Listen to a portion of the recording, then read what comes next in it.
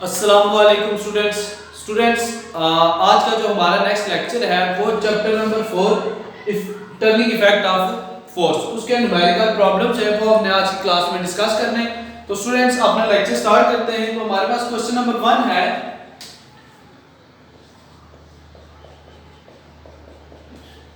Question number 1 है कि what is the momentum of a body. What is the momentum of a body, it means आपने इसमें momentum को जो है वो फाइंड करना है।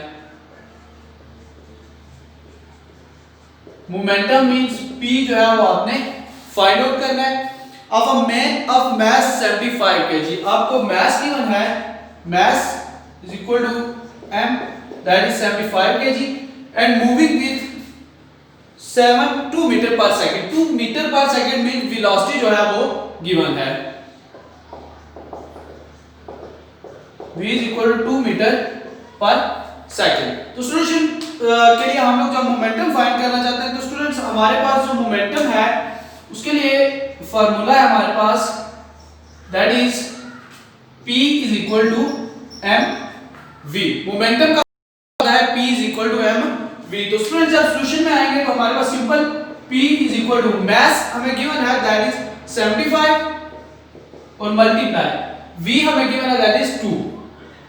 तो p is equal to 75 multiply 2 करें तो 150 kilogram metre per second.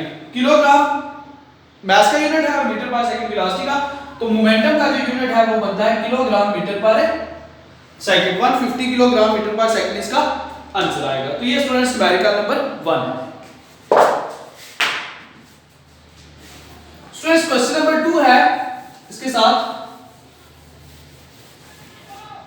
Question number 2 है what is the mass of a body. Question number 2 कहते हैं what is the mass of a body, means question में हमने मास जो है वो फाइंड करना है। मास ऑफ द बॉडी जो है वो फाइंड आउट करना है। If a force of 500 newton, force given है, force is equal to 500 newton produce an acceleration of 20 centimetre per square. इसके अंदर जो है वो एक्सेलरेशन प्रोड्यूस होता है 20 सेंटीमीटर पर सेकंड स्क्वायर। स्टूडेंट्स क्वेश्चन ये है कि अगर एक फोर्स जो है वो 500 न्यूटन की एक बॉडी के अंदर 20 सेंटीमीटर पर सेकंड स्क्वायर का एक्सेलरेशन प्रोड्यूस करती है तो आप ये बताएंगे उस बॉडी का मास जो है वो कितना होगा। तो स्टूडेंट्स सॉल्यूशन इसका बिल्कुल सिंपल सा है। आपको जब हम फार्मूला इसका देखते हैं तो वो है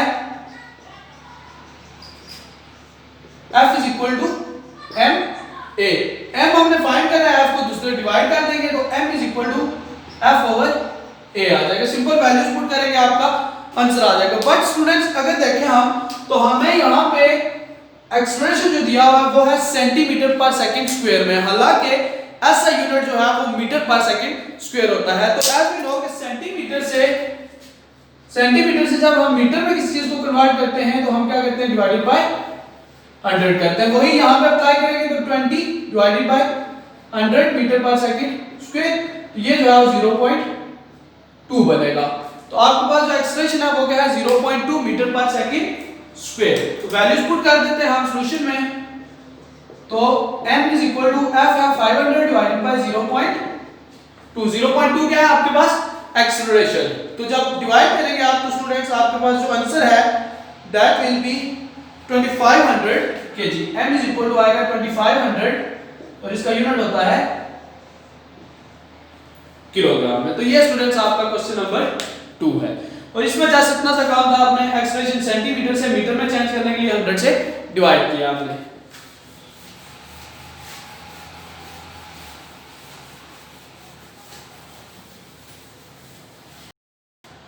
स्टूडेंट्स क्वेश्चन नंबर 3 है a force 5 Newton is given a mass m1, mean आपके पास क्वेश्चन नंबर 3। क्वेश्चन 3 में है कि अ फोर्स ऑफ 5 न्यूटन, फोर्स है दैट इज 5 न्यूटन, मास है एक आपका m1 और उसके अंदर एक्सेलरेशन जो है वो ये फोर्स प्रोड्यूस करती है वो है 8 metre per second square. Students question ये है कि एक बॉडी है जिसके ऊपर जिसका मास m1 है, हमें नहीं पता कि वो m1 है क्या, पहले हम जो है वो इसको भी फाइंड करेंगे। एक बॉडी है उसका मास है m1 जस्ट लाइक दिस, इसके ऊपर एक 5 न्यूटन की एक फोर्स लगती है और 5 न्यूटन फोर्स इस m1 बॉडी के अंदर एक एक्सेलरेशन प्रोड्यूस करती है जो कि 8 मीटर पर सेकंड स्क्वायर है। दूसरा एक और स्टूडेंट मास है जो कि है m2 और इसके ऊपर भी यही 5 न्यूटन फोर्स लगती है और इसके अंदर एक्सेलरेशन प्रोड्यूस करती है 24 मीटर पर सेकंड स्क्वायर। दूसरा आपके पास यही से फोर्स तो सेम है, मास तो आप लिख सकते हैं ये आपका फर्स्ट मास है और ये जो है वो second mass, that is m2 और ये भी आपने फाइंड कर रहा है। इसके अंदर जो एक्सेलरेशन है एक्सेलरेशन दैट इज आप लिख सकते हैं a2 और ये जो था हमारा वो a1 था। a2 24 metre per second square. Students ये दो बॉडीज हैं, इनके ऊपर एक 5 न्यूटन फोर्स लगती है, इतना एक्सेलरेशन प्रोड्यूस करती है, दूसरे के ऊपर यही 5 न्यूटन फोर्स लगती है और 24 metre per second square acceleration produce करती है। आप ये बताएं कि अगर ये दोनों मैसेज कंबाइन कर दिए जाएं, मींस आपके पास एक मैस हो जो कि हो m1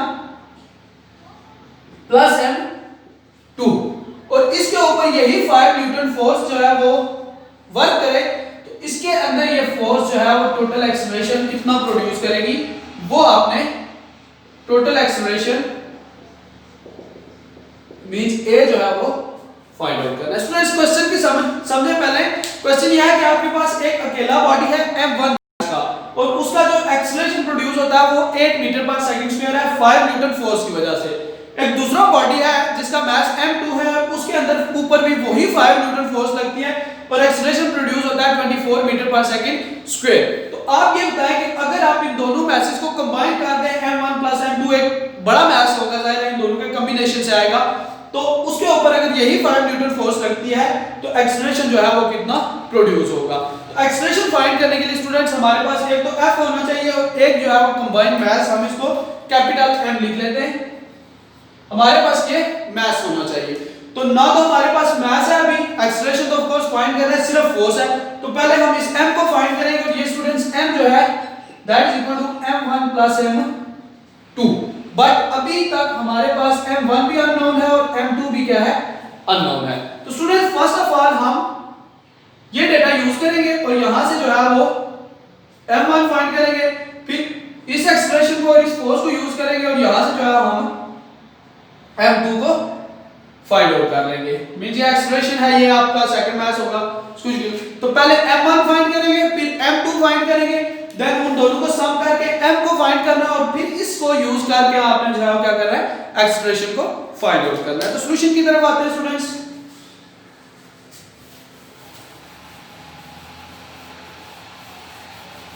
सो इस फार्मूला हमारे पास जो है वो इसका सेम है। फार्मूला हमारे पास स्टूडेंट्स वो है F is equal to m a। तो यहां से a फाइंड करना है तो a is equal to f over m। ये m हम जो है कैपिटल M के लिए जाएंगे, पहले हम जो है वो इस m1 और m2 को फाइंड आउट कर लेते हैं। तो सॉल्यूशन जब स्टार्ट करेंगे स्टूडेंट्स, तो first of all for mass m हमारे पास है is equal to m1 plus m2। so firstly for m1 पहले हम जो है वो क्या करते हैं, m1 को फाइंड कर लेते हैं। तो m1 फाइंड करने के लिए हमारे पास f is equal to है m1 a1। यहां से हमें m1 चाहिए तो m1 is equal to f over a1। Means हमने क्या किया, सेकंड लॉ को यूज किया, फिर उसमें से हमें चूंकि m1 चाहिए था तो इसे एक को दूसरा डिवाइड कर दिया। तो m1 is equal to f की वैल्यू है 5 डिवाइडेड बाय a की वैल्यू है ये 8 मीटर पर सेकंड स्क्वायर। यहां से m1 इज इक्वल टू आएगा 5 को डिवाइडेड बाय 8 करेंगे स्टूडेंट्स, तो 5 डिवाइडेड बाय 8 से हमारे पास जो आंसर आता है वो है 0.625 kg, 0.625 kilogram. Similarly students for m2 हमारे पास f is equal to m2 और a2, यहां से m2 is equal to f over a2। Same ऊपर वाला मेथड नीचे भी हमने यूज किया है। f की वैल्यू है 5 और वैल्यू है 24, ये a2 की वैल्यू है 24। तो यहां से स्टूडेंट्स m2 जो है that will be equal to 0.2, और इसका अगर मजीद हम सॉल्व करें तो 0.208 किलोग्राम। तो हमारे पास m2 जो है वो आएगा 0.208 किलोग्राम। सो हम लोग इन दोनों को फाइंड करने के बाद आप क्या करेंगे, सम कर लेंगे। m1 और m2 हमने फाइंड किए, सो हमारे पास जो मास है दैट विल m1 की वैल्यू थी 0.625 और प्लस m2 की थी 0.208। यहां से m जो है वो आएगा 0.833 किलोग्राम। इसको अब हमने यहां पे सॉल्यूशन में, तो टोटल एक्सप्रेशन जो है, total expression a is equal to क्या है, f ओवर m, ये फार्मूला है हमारे पास। तो यहां से a is equal to f की वैल्यू 5 और m की वैल्यू 0.833। तो एक्सप्रेशन यहां से इसको डिवाइड करें तो आपके पास एक्सप्रेशन बनेगा that will B 5 divided bye 0.833। तो यहां से स्टूडेंट आंसर आएगा 6 मीटर पर सेकंड स्क्वायर, 6.1 आएगा ये, तो अबाउट जो है वो 6 मीटर पर सेकंड स्क्वायर। तो स्टूडेंट्स क्वेश्चन के अंदर पहले हमें जो है वो ये फार्मूला था f is equal to m over a, m find करना था। तो यहां से हमने a को इधर डिवाइड किया तो ये f ओवर m बन गया a फाइंड करने के लिए, ठीक है। तो m नहीं था तो पहले हमने m1 और m2 को फाइंड किया फार्मूला से, फिर उनको ऐड किया तो m फाइंड किया, उसकी वैल्यूज पुट की इस फार्मूले में, एक्सप्रेशन हमारे पास 6 मीटर पर सेकंड स्क्वायर आ जाएगा।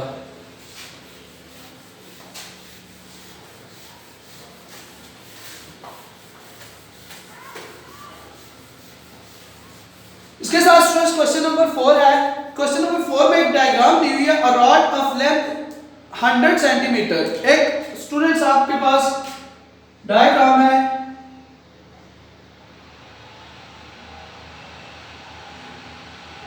इसके ऊपर एक रॉड लगा हुआ है, एक आपके पास फिल्क्रम है, फिल्क्रम के ऊपर एक रॉड है और उस रॉड के एक साइड के ऊपर यहां पे एक मास है दैट इज m1 और यहां पे एक मास है जो कि है m2, दो मैसेज है।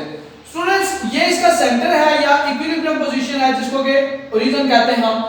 यहां से m1 का जो डिस्टेंस है ये डिस्टेंस दैट इज 25 सेंटीमीटर और यहां से जो m2 का डिस्टेंस है दैट इज 75 सेंटीमीटर।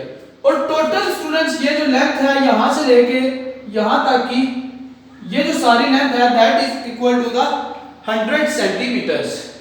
सो ये जो टोटल लेंथ है, total length of the rod is 100 centimetre.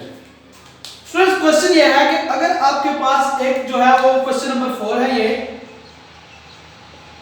Question number 4 है कि अगर आपके पास total length of the rod जो है वो L इज इक्वल टू हो 100 सेंटीमीटर, इसमें आपके पास m1 एक मास है, ये इसकी वैल्यू गिवन है स्टूडेंट्स 99 किलोग्राम। बुक में ये दी हुई है 99 जो है वो, if m1 is equal to 99 kilogram, L1 आपको गिवन है जो कि यहां से लेके m का डिस्टेंस है दैट इज 25 सेंटीमीटर और L2 जो है वो है 75 सेंटीमीटर जो कि ओरिजिन से लेके m2 का डिस्टेंस है। तो स्टूडेंट्स ये जो मास है m2 इसको आपने फाइंड आउट करना है। तो क्वेश्चन ये है कि आपके पास एक फिल्क्रम के ऊपर 1 मीटर लॉन्ग एक रॉड है, उस रॉड के जो सेंटर है जहां पे हम फिल्क्रम लगाया उसके एक तरफ हमने मास m लगाया m1 जिसकी वैल्यू 99 kg है और दूसरी साइड पे m2 है जिसकी वैल्यू हमें नाउन नहीं है। तीन चीजें इसमें गिवन है, आप उस मास को जो है वो फाइंड आउट करें। तो स्टूडेंट्स अगर सॉल्यूशन करें हम, सॉल्यूशन में हमारे पास है कि अकॉर्डिंग टू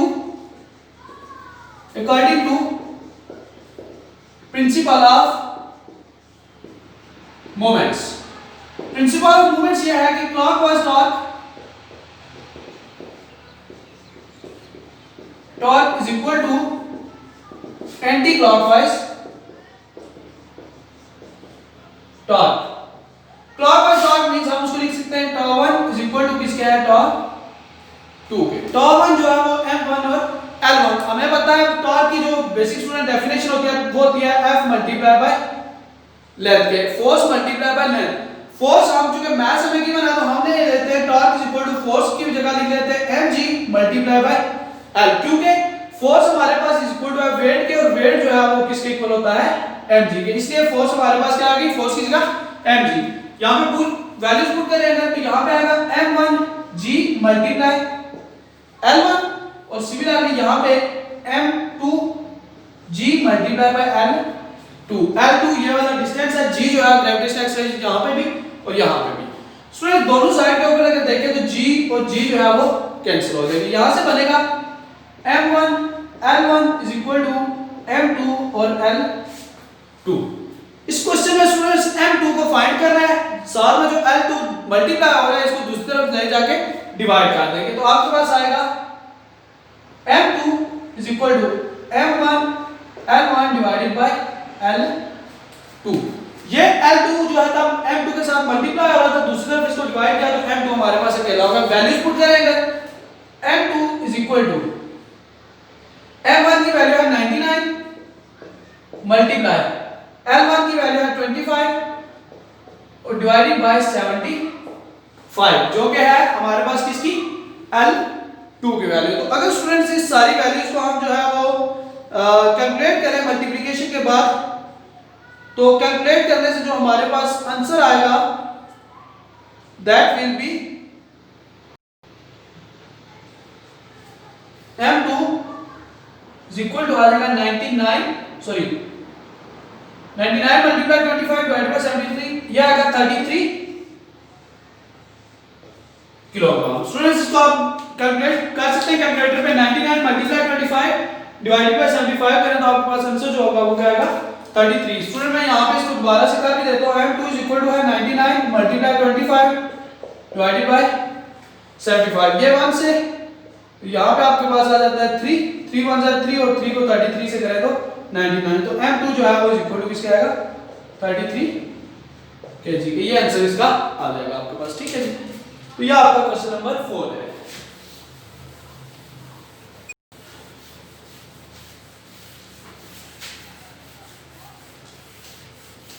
स्टूडेंट्स इसी के रिलेटेड मिलता जुलता जो है क्वेश्चन नंबर 5 है, और उसमें आपने जो है वो डिफरेंटली तीन चीजों को फाइंड आउट करना है। पहले हम उसकी भी डायग्राम को ड्रा कर लेते हैं। कहता है two kids are sitting on a seesaw. Seesaw students आपको पता है कि किस तरह की आपके पास एक होता है जिसके ऊपर एक रॉड सा लगा होता है, तो रॉड के ऊपर जो है वो एक साइड पे बच्चे बैठता है, दूसरी साइड पे भी दो ऊपर नीचे मूव आउट करते हैं एक दूसरे के साथ, दैट इज कॉल्ड द सीसा। कहते हैं सीसा के एक तरफ जो है वो एक यहां पे एक चाइल्ड है, हम इसको जो है वो C1 फर्स्ट चाइल्ड का नाम दे देते हैं, और दूसरी साइड यहां पे भी एक स्टूडेंट ऑफ कोर्स उनका कोई ना कोई जो है वो मैच वेट होगा, इसलिए जस्ट मैंने डायग्राम उस तरह से ड्रॉ किया, ठीक है। तो कहते हैं कि आपके पास दो चाइल्ड है, एक साइड पे C1 दूसरी साइड पे C2, और दोनों का जो वेट है उनका वेट जो है वो इसका वजन वो है 30 न्यूटन, और इसका जो वजन है वो भी क्या है 30 न्यूटन। देन कहते हैं कि the boy at the left side is sitting at the distance of 40 centimetre. ये जो लेफ्ट साइड पे चाइल्ड है इसका सेंटर से यानी कि इस ओरिजिन से इसका जो डिस्टेंस है यहां तक दैट इज 40 सेंटीमीटर, और राइट साइड पे जो चाइल्ड बैठा है इसका जो डिस्टेंस है वो है 50 सेंटीमीटर। लेफ्ट साइड पे चाइल्ड है उसका जो डिस्टेंस है वो 40 सेंटीमीटर, और राइट साइड पे जो है उसका कितना है 50 सेंटीमीटर। इसमें तीन चीजें उसने स्टूडेंट्स क्वेश्चन की हैं। क्वेश्चन नंबर 1 है कि is the system is at equilibrium. हम अगर इसको क्वेश्चन नंबर 5 में देखें तो क्वेश्चन इसका ये है कि आपके पास स्टूडेंट्स मास तो दिया और ये वेट है, डिस्ट्रीब्यूशन में कराएं हम तो नंबर 1 हमें W1 जो है वो वेट गिवन है इस चाइल्ड का जो कि है 30 न्यूटन, W2 जो है वो इस चाइल्ड का गिवन है that is also 30 Newton, L1 जो है वो डिस्टेंस है इस चाइल्ड का हमारे पास दैट इज 50 सेंटीमीटर, और L2 जो है वो है हमारे पास इस चाइल्ड का जो कि है 40 सेंटीमीटर। क्वेश्चन स्टूडेंट्स के तीन हैं।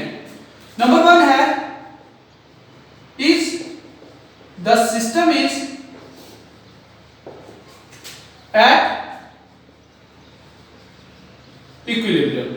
पहले हम इसको जो है वो देखते हैं कि क्या ये जो सिस्टम है वो इक्विलिब्रियम में है या नहीं है। तो स्टूडेंट्स याद रखेंगे सिस्टम के इक्विलिब्रियम होने के लिए कंडीशन ये होती है कि क्लॉकवाइज टॉर्क, जब ये बच्चा जो है वो डाउनवर्ड आए उस वक्त ये बच्चा ऊपर की तरफ आएगा, इन दिस डायरेक्शन क्या होगा, उसके अंदर टॉर्क प्रोड्यूस होगा जो कि होगा टॉर्क 1। जब ये बच्चा डाउन पे आएगा तो इसका मतलब है ये ऊपर की तरफ जाएगा और यहां पे एक टॉर्क प्रोड्यूस होगा, that will be a torque T2। Clockwise torque और एंटी क्लॉकवाइज टॉर्क जो है वो दोनों क्या होने चाहिए, एक दूसरे के इक्वल होने चाहिए। हम स्टूडेंट्स यहां पे जो है वो टॉर्क फाइंड कर लेते हैं पहले। तो टॉर्क 1 को अगर फाइंड करें स्टूडेंट्स तो देखें टॉर्क 1 ये है W1 यानी कि होता है F मल्टीप्लाई बाय L। तो F जो है वो उसके वेट के इक्वल है, मींस टॉर्क 1 जो है equal to W1 multiply by L1। तो टॉर्क 1 आएगा आपके पास, W1 क्या है हमारा 30 मल्टीप्लाई L1 हमारे पास क्या है 15। तो टॉर्क 1 जो है वो आपके पास आ जाएगा 1500 न्यूटन सेंटीमीटर में आएगा, क्योंकि इसका यूनिट क्या हमने सेंटीमीटर मीटर में चेंज नहीं किया अभी, ठीक है। तो टॉर्क 1 हमारे पास क्या आता है स्टूडेंट 1500 वैल्यूज उसकी आती हैं। अब हम टॉर्क 2 निकालें तो वो आएगा W2 मल्टीप्लाई बाय L2। तो torque 2 is equal to W2 है 30 और मल्टीप्लाई 40, तो टॉर्क 2 इज इक्वल टू आता है 1200 न्यूटन सेंटीमीटर। अब देखने की बात यह है, हमने कहा कि बॉडी के इक्विलिब्रियम होने के लिए कंडीशन यह है कि क्लॉकवाइज टॉर्क और एंटी क्लॉकवाइज टॉर्क जो है प्रिंसिपल मूवमेंट जो है वो होल्ड करना चाहिए।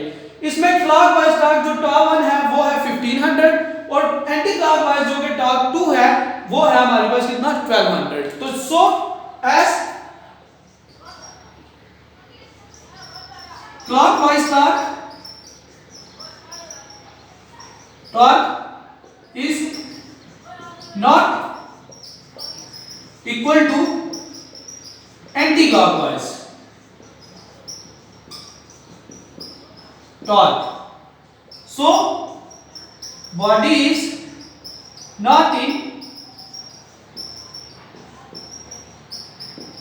इक्विलिब्रियम। तो बॉडी क्या है इक्विलिब्रियम में नहीं है, क्योंकि हमारे पास जो टॉर्क वाइज टॉर्क है और जो क्लॉकवाइज टॉर्क है और एंटी क्लॉकवाइज है वो दोनों एक दूसरे के इक्वल नहीं है। सो बॉडी जो है वो इक्विलिब्रियम में नहीं है। इसी के साथ क्वेश्चन नंबर 2 है, इसी का सेकंड पार्ट है, कहता है कि if not then calculate the net torque. Means number 2 total torque जो है वो फाइंड करना है। तो हमारे पास स्टूडेंट्स टोटल टॉर्क क्या होगा, टॉ इज इक्वल टू टॉ1 प्लस टॉ2। अब टॉ1 हमारे पास क्या है, यहां पे हम फाइंड करेंगे 30 जो कि डाउनवर्ड होगा। टॉर्क 1 की डायरेक्शन क्या होगी, अगर अलग अलग से देखें स्टूडेंट्स तो टॉर्क 1 जो है वो ये क्या होगा, क्योंकि 50 सेंटीमीटर है इसकी वैल्यू ज्यादा होगी तो ये क्या होगा डाउनवर्ड, और टॉर्क 2 जो होगा वो क्या होगा अपवर्ड। अकॉर्डिंग टू ग्रेविटेशन आपको पता है जो बॉडी अपवर्ड मूव करता है उसकी डायरेक्शन क्या होती है नेगेटिव, और जो डाउनवर्ड करता है उसमें ग्रेविटेशनल एक्सेलरेशन क्या होता है पॉजिटिव। इसका मतलब है हमारे पास टॉर्क जो होगा वो इक्वल होगा टॉ1 माइनस जो है वो क्या होगा उसमें से टॉ2। रीजन क्या है कि ये हमारे पास टॉ2 था जिसकी डायरेक्शन अपवर्ड है तो ये नेगेटिव है, और ये डाउनवर्ड था ये टॉ1 जो कि है पॉजिटिव है। तो जब इसकी वैल्यूज ऐड करेंगे टॉ1 हमने निकाला 1500 न्यूटन सेंटीमीटर और minus 1200 Newton centimetre.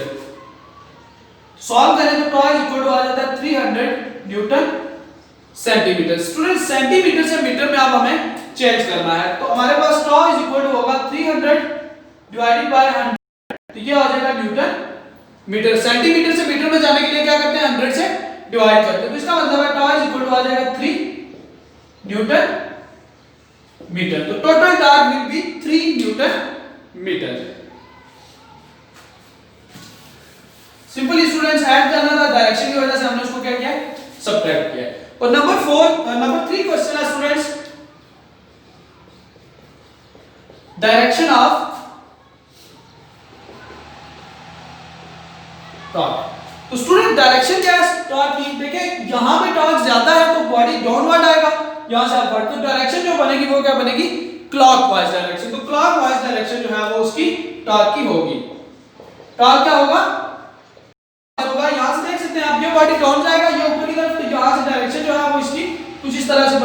Total tower की जो डायरेक्शन होगी वो क्या होगी, क्लॉकवाइज डायरेक्शन में होगा।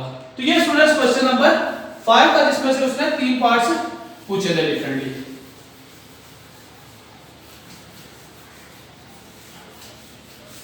तो स्टूडेंट्स ये हमारा चैप्टर नंबर 4 था, जिसके के आपके पास 5 न्यूमेरिकल प्रॉब्लम्स थे, वो हमने डिस्कस किए। होप सो कि ये लेक्चर आपको क्लियर होगा। अगर इससे रिलेटेड आपके पास कोई क्वेश्चन है तो वो आप कमेंट सेक्शन में जरूर पूछेगा। तो इंशाल्लाह I will answer your questions. Thank you so much.